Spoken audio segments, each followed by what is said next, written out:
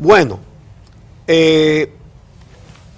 las procuradoras generales Alicia Ortega y Nuria Piera han entregado en esta semana dos investigaciones que debieron haber hecho las autoridades. Pero ¿qué clase de investigaciones? Comenzando por el caso de Alicia Ortega, con el tema de Diandino Peña. Todos recordarán que hace poco menos de un año que ella le hizo una entrevista a Diandino Peña y le comenzó a hacer preguntas si era que había descubierto en los papeles de Panamá, porque ella se ha afiliado a una organización internacional de periodismo de investigación. Ajá. Y entonces consiguió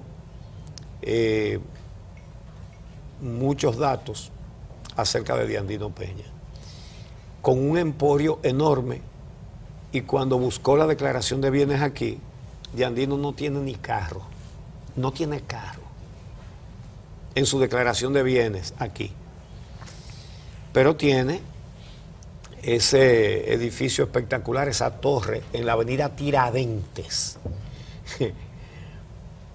que la gente le dice el metrico. Hace tiempo, no ahora, después de esas investigaciones. Hace tiempo. Cuando lo estaban haciendo, comenzó a decirle. Sí, la gente comenzó, le pusieron que el metrico. Sí. Bueno, entonces, al destaparse ese escándalo, el presidente lo sustituyó, nada más, que esa es la línea de conducta aquí. Si el escándalo es demasiado grande, cambian al director, pero más nada. Más nada. Ahora, esa denuncia debió interesar al Ministerio Público, que fue el primero que debió averiguar todo eso. Porque el Ministerio Público debió buscar esos papeles de Panamá, a ver qué dominicanos estaban ahí y por qué. En esas inversiones offshore y esos paraísos fiscales, el que deposita dinero ahí, si es, por ejemplo, un futbolista, un actor de cine, un cantante famoso o un empresario privado también, puede hacerlo y eso no es ilegal. Lo que es cuestionable es que funcionarios públicos de un gobierno que anda por necesidad con el cuchillo en la boca cobrando impuestos, entonces que los funcionarios de ese gobierno entonces aprovechen paraísos fiscales para no pagar impuestos aquí, ¿verdad? Es un contrasentido. Pero el caso es que ahí aparecen datos también interesantes para investigar aquí. Y fue lo que hizo Alicia Ortega. Ya denunció, el título que le puso a ese trabajo fue El imperio no declarado de Diandino Peña, con muchísimas cosas a nombre de familiares, de hijos, de yernos, de cuñados, en fin. Y el Ministerio Público Dominicano no se interesó porque esas cosas no le interesan. Pero ella sí, entonces, hizo otra investigación aquí, que es la que acaba de revelar ahora. Y en esa investigación revela que en el metro Diandino Peña le dio grado a grado obras y también suministros a 9 empresas suyas y de sus allegados. Ustedes saben cómo es eso. Él no va a poner una empresa donde él figura como presidente, pero cuando Alicia busca, entonces encuentra que los presidentes de esa compañía son un hijo, un cuñado, familiares suyos y gente cercana suya son los suplidores del metro. 4.500 millones y pico de los contratos de esa cosas empresa. que Diandino Peña, director del metro, le compró a Diandino Peña, empresario y suplidor, ¿verdad? Porque de eso se trata. Grado a grado, violando de todas las maneras posibles la ley de compras y contrataciones del Estado. Entonces, oye a los defensores de este oficialismo diciendo: ningún gobierno ha aprobado tantas leyes para la transparencia como el PLD. Han aprobado muchas. Ahora, ninguna ha sido cumplida un solo día. Porque lo que hizo Diandino con todas esos contratos que se dio él mismo, ya no se le puede ni decir violación a la ley de compras y contrataciones. La pateó y la arrastró por el suelo. La ley está ahí, pero está ahí, nada más está ahí. ¿Verdad? Entonces, señores, 4.500 y pico de millones se dio y declara que no tiene ni carro. Sí. Entonces, quien debió descubrirlo primero fue el Ministerio Público, pero no hay manera. Pero ya después de que Alicia descubrió lo primero, y era ese patrimonio fabuloso que tenía Diandino Peña, sin declararlo, entonces tenía que haber hecho investigaciones, porque de dónde sacó tanto. Que lo condujeran a eso otro, a lo que condujo a Alicia Ortega. Sí, exacto. La investigación. Exactamente. Y no se hizo. Entonces, aquí la corrupción brota cada día por todos los huecos y orificios habidos y por haber que tiene el gobierno. Ajá. Brota. Esto hiede. Este país hiede. Entonces, eso hace la Procuradora General Alicia Ortega. Sobre ese caso que tú hablas y lo relacionas con las leyes en nuestro país, aquí estamos hablando de violaciones de dos leyes fundamentales que fueron aprobadas en la última década y que tienen que ver con temas de transparencia, porque tú hablas de la ley de compras y contrataciones, pero está la ley de declaración jurada de bienes, de patrimonio, perdón, que fue recientemente reformada en el año 2014. Se aprobó la ley 311-14 de declaración jurada de patrimonio, que precisamente se buscó con esa reforma fortalecer una legislación que existía en el país desde el principio de la década de los 90, pero que se estaba violando y no se estaba cumpliendo con la disposición de la ley. ¿Cuál fue la solución? Bueno, que la ley volviera al Congreso Nacional. En el Congreso Nacional se hicieron una serie de reformas que implicaron esta reforma, la ampliación de funcionarios obligados a hacer declaraciones juradas de patrimonio, el que no solo los funcionarios sino su cónyuge, etcétera, etcétera. Y tú dices, bueno, pero una declaración jurada de patrimonio, porque otra de las cosas que se hizo fue designar a la Cámara de Cuentas como órgano rector responsable de la aplicación de esta ley.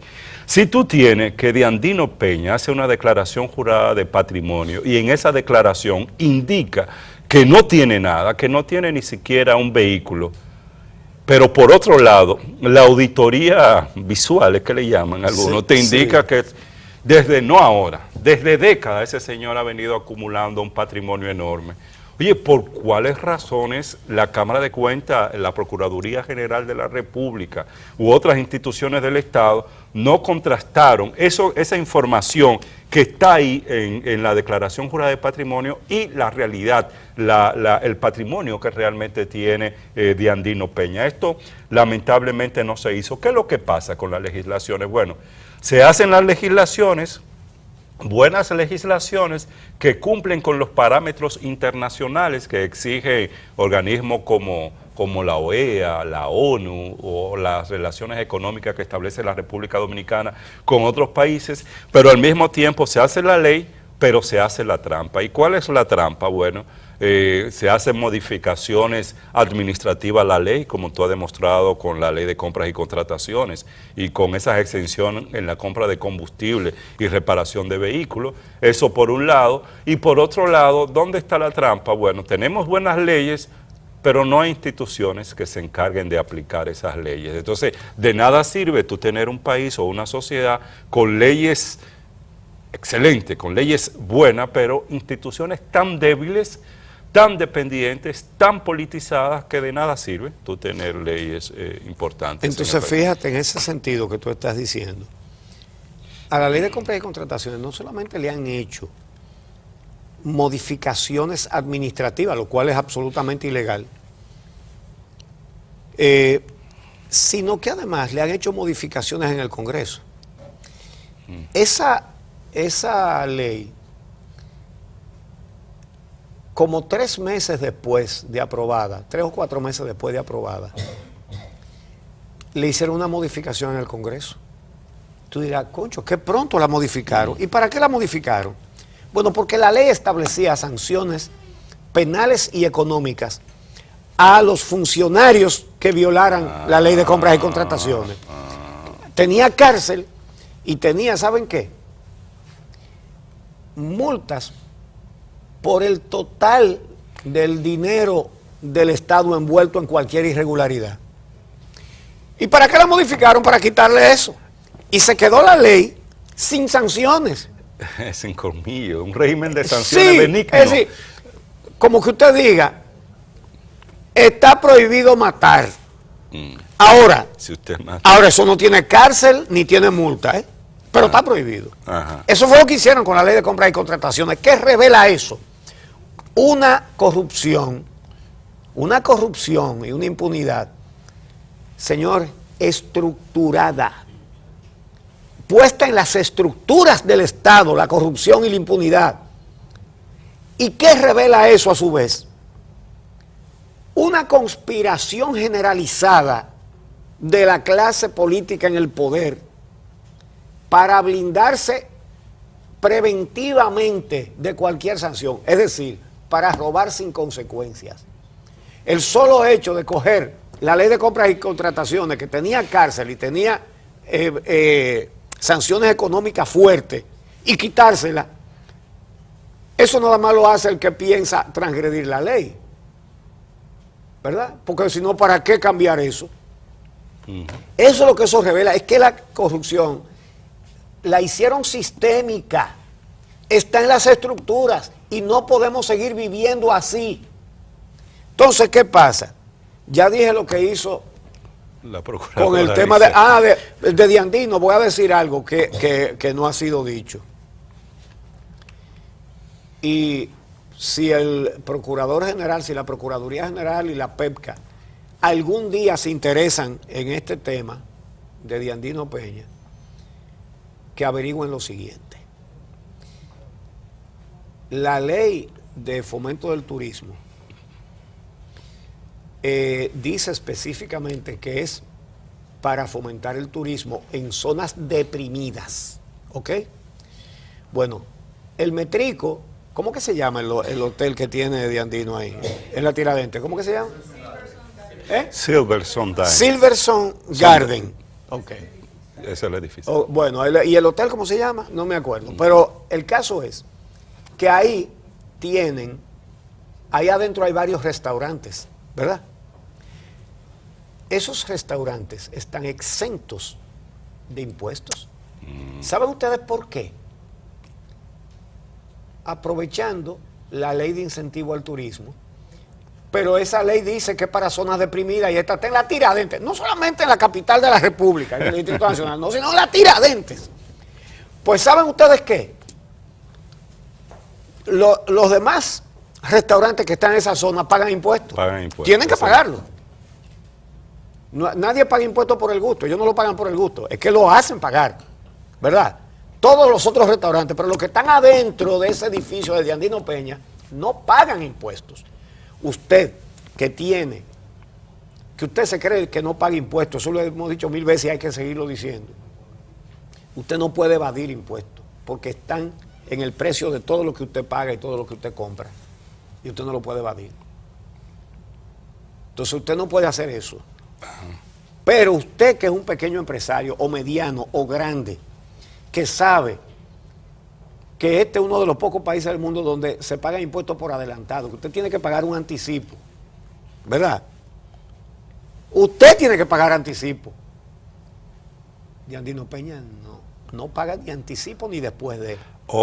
O los dueños de esos restaurantes que están ahí. Bueno, pero eso es dentro del negocio de él. Ya, pero también hay grupos empresariales que invierten porque esa dimensión o perspectiva de la corrupción como corrupción sistémica tiene que ver también con eso, de que el Estado o funcionarios en el Estado más grupos empresariales que se han beneficiado de la corrupción actúan en connivencia y obtienen esos beneficios. ¿Quién gestionó esa exención?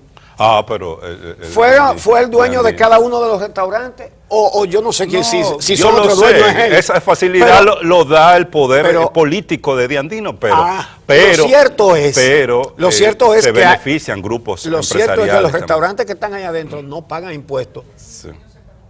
Porque tienen una exención que fomenta el turismo en zonas deprimidas, la Tiradentes. Ok, pero el resto de los restaurantes que están por ahí están en la misma zona y pagan. Sí. Eso es un dato para la Procuraduría y para la PEPCA, que sabemos que no se va a interesar, pero para que no digan que no lo saben. Entonces, ya acabamos ahí con la investigación de la Procuradora General Alicia Ortega.